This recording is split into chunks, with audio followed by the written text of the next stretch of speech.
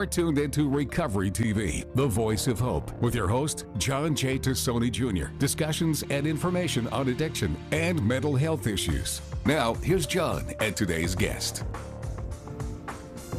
Hi, I'm John Tassoni, Recovery TV. Narcan, pick it up. URI has it. Keep it in your purse. Put it in your house. Take it out at night. Put it in your car. It saves lives. My guest today is the Village of Rhode Island Foster and Adoptive Families, Sue Babin and Shannon. Welcome to both of you. Great to have you on. Thank you, John. I'm very intrigued by your organization. There's so many families out there that can help, but they don't know where to turn for help. That's true. So welcome. Thank you. As the board chair and Shannon's the executive director. So tell us about the organization. Okay, so the Village for Rhode Island Foster and Adoptive Families started in 2016 by 4 individuals who were foster families that wanted to bring people together like themselves. And so they initially started with forming some support groups for families. Most of the families that were connected with them at the time were connected with DCYF. So in other words, somebody had made a report to DCYF and a child was placed in either a foster family or with a kinship provider. And a kinship provider is someone that is either a relative of that particular child or the child knows that person. So it could be a teacher, it could be a neighbor, it could be an aunt or an uncle, a grandparent, or anything like that. So since 2016, we've really grown. We now offer 9 support groups on a monthly basis, which Shannon can talk a little bit more about. But today we wanted to focus in on the kinship care because we received a grant from the Office of Healthy Aging 2 years ago to identify in Rhode Island individuals who are kinship, which may or may not be involved with DCYF. And according to the Rhode Island Census of 2020, there are almost over 16,000 kids in Rhode Island that are being raised by their grandparents and not involved with DCYF. And so that's over 6,000 individuals who are grandparents alone. And the reason why they're probably providing care for these kids has to do with a lot with what you do, John. It may be that their parent may be involved with substance abuse. They may be incarcerated. They may have mental health issues. They may have committed suicide. They may be incarcerated. Any of those kinds of reasons. And so these families are raising these children and not necessarily getting any support out there from the state. So that's one of the things that we wanted to talk about. You know, I was at a meeting a few weeks ago, and that number of 16,000 unfortunately has grown to 18,000. So we're in a quagmire, per se, with our seniors bringing up their grandkids. And, you know, they don't have the patience that they used to have. The kids that are growing up today, it's a lot different than when Sue and I grew up. The one-parent family, the no-parent family, and it's very difficult. And you know, kids are mean. Absolutely. Kids are mean in school. The suicide numbers are through the roof. The overdoses are through the roof. We're going in the wrong direction, folks. Yes. But I'm glad that your organization came along in 2016, and at least families can say, "Hey, who can I call? I'm in trouble. I need to call somebody," and that's when they call you. Yes. So tell me about the organization. Sure. When they do call, they'll often leave a message, and I will be the one that returns their calls. I have lived experience, so I know what it's like on the other side of having children that are in need of a home and a place, a safe place. You just brought up a good point. Safe place. Safe. Yes, for sure. You know? For sure. I mean, I'm not a college graduate, but I know how to spell safe.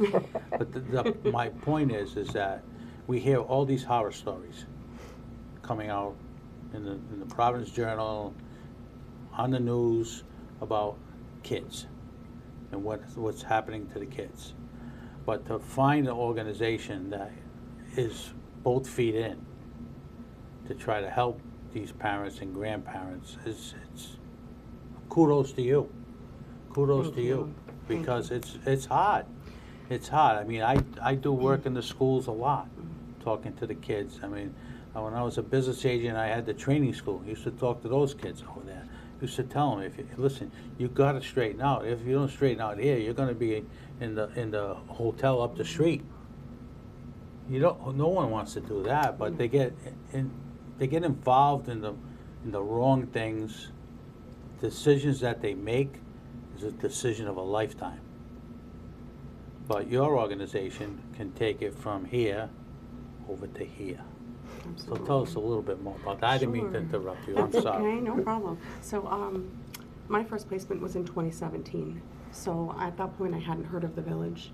But I think we'd like to say today that most families that are involved in the department, information is shared with them right away, as soon as they receive placement of their child. So they might receive a pamphlet like this, a flyer, or some information that would point them over to the Village. What we do is we provide support and resources to families, foster adoptive kinship families, in the way of support groups. Some of those support groups are online, some are in person. Child care is provided and some snacks for those that are in person. We have 9 that run throughout the month at various days, during different weeks, and at different times. So hopefully there is something for every family that needs some support. We also recognize that kinship families are difficult to reach in a way that it may be embarrassing to them, what they're experiencing, what they have experienced with their son or their daughter, and now they have their grandchildren, or even an aunt or an uncle. So they don't like to talk about it, but being involved with an organization in which they can see other families that have experienced the same thing that they've experienced makes them more comfortable. We had an event yesterday. We had about 112 people in attendance. 70 of those were children. And it's nice that we can now see the families that we've seen years ago. But also, Sue had made a comment to me, there are quite a bit of families that we hadn't seen before. Well, So- see, this is my point too. That's why I wanted you to have on the show, because it's only the DCYF people that know about you. There's got to be other families out there that are not in that system as of yet, Right. that Well- need your support ASAP. There's 4 times the number of families out there that are not connected with DCYF. Like Shannon says, it's difficult to talk about your family member that may have a substance abuse problem or a mental health issue or whatever. People like to keep that to themselves. Private, And they don't want to reach out for assistance. So yesterday was so cool because people get to meet other people that are in the same shoes as them. I mean, we had some grandparents there yesterday that are in their 70s with a child that was just a couple of months old. This one grandparent, a couple of months old, a 2-year-old, and a 6-year-old. And she's single and has already retired from her position. Ironically, she was a nurse, which is really good to have those particular skills. But just being able to meet other families that are in that same boat. They don't get a monthly subsidy. They don't get any other support from the state, and that's one of the things that we're going to try to advocate for in the next year. How do we get Rhode Island to provide the same kinds of supports of some of our neighboring Right. states, Massachusetts, Connecticut? I don't know why, we're always at the back end of the train on the caboose. So Well, we're going to get at the front. We got to take a quick break. You're watching Recovery TV, and I'm your host, John Tassoni. We'll be right back after these messages. Now, back to Recovery TV with your host, John J. Tassoni Jr. Recovery TV is made possible by our supporting sponsors and our title sponsor, AdCare. Now, here's John and today's guest. Welcome back to Recovery TV, and I'm your host, John Tassoni. The Village of Foster Families is here in the house today. Sue and Shannon, thank you both for joining us today. It's a very much needed service Thank you for having that us. you provide the state of Rhode Island. They should be paying you more money. But it serves 18,000 kids that we know of. We were just talking about that we know of being brought up by their grandparents and other family members. Let's talk about the benefits that your organization gives out to families besides education, information. What benefits do you guys give out? I think there's a few things.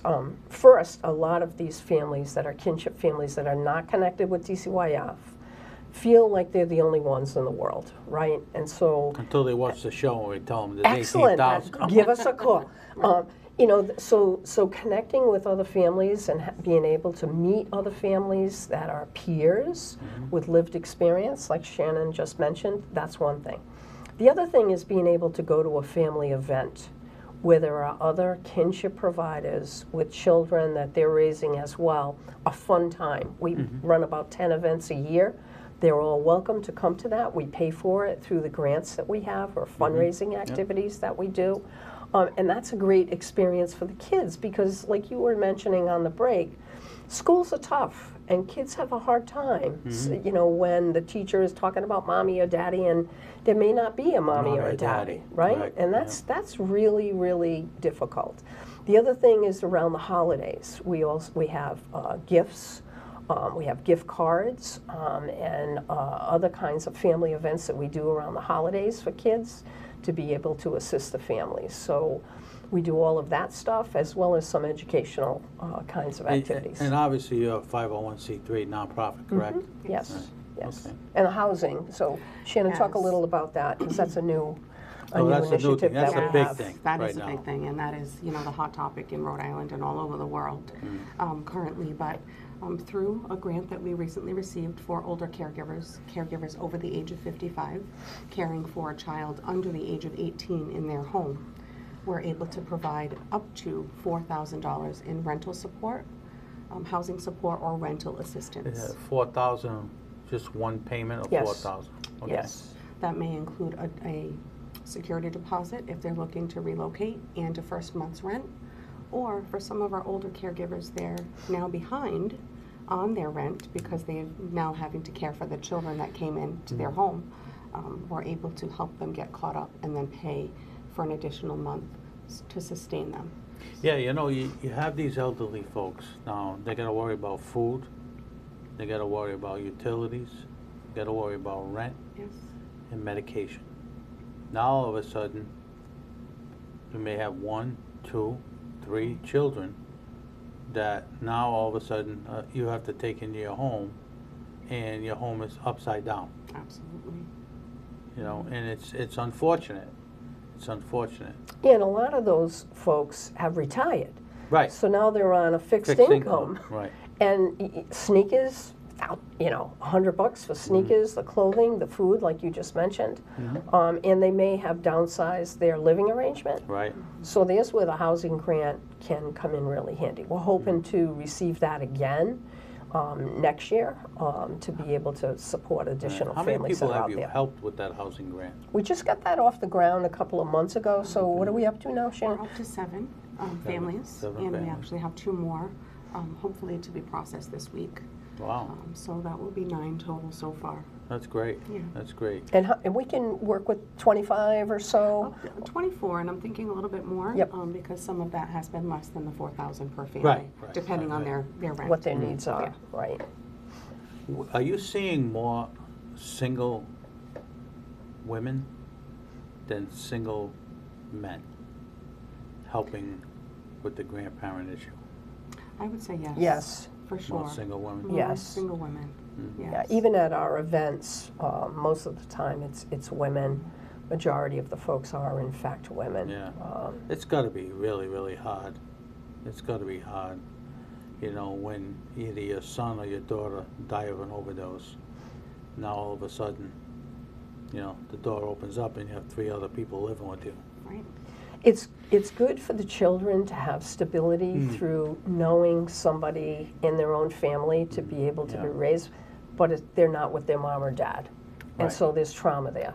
No doubt. And that can affect the child for the rest of their life. And so, you know, to provide a stable, safe environment for that child to be the best that they can be is the most important thing. Yeah, no, I don't think people realize the amount of trauma that a young person goes through when they lose their mom or dad, and now they have to live with their grandparents. And you know, you're not telling me what to do. You're only my grandmother. You know what I mean? Yeah. It's difficult. I hear a lot of stories, you know, and they're not fun stories. You know, it's a day-to-day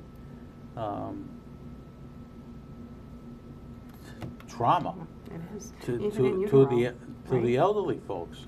For sure. You know, to try to figure out how little Johnny has to go to school, and you know, you got Sister Susie in the 2nd grade, and then you got a baby at home Right. on top of it. I mean, it's just traumatizing. I give you guys all the kudos in the world for what you do. You know, you're the best, probably the best kept secret in the state.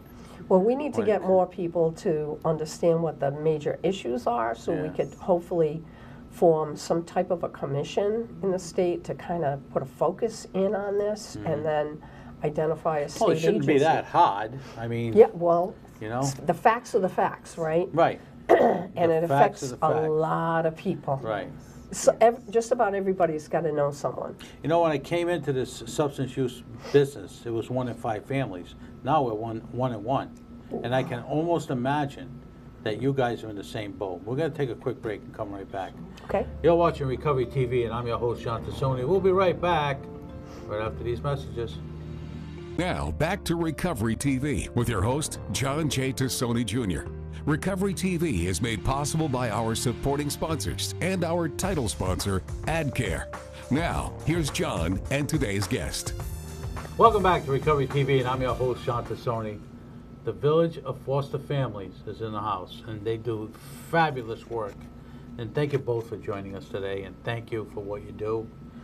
You both will probably be in the front row when this is over, because this organization that you both chair and executive director means a lot to a lot of families, for a lot of families.